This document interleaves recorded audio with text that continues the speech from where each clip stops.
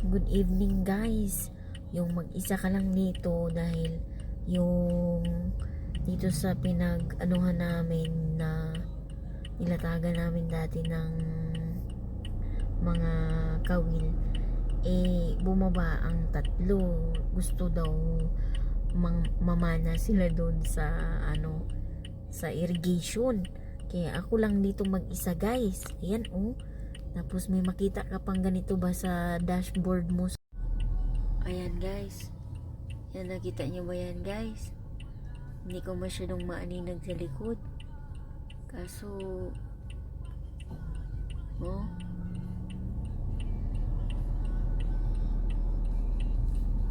sabi kasi guys sa akin, doon daw ako maghintay sa unahan, kaya dito ako ngayon.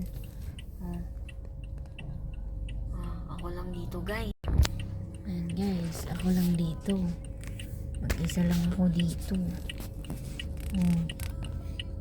So pa dyan, tinaunan nila ako dito kasi nga mamana sila doon guys. Mag-isa lang ako dito. Nasa gilid lang ako guys ng scary ba guys? Di ba mo scary? Dilim.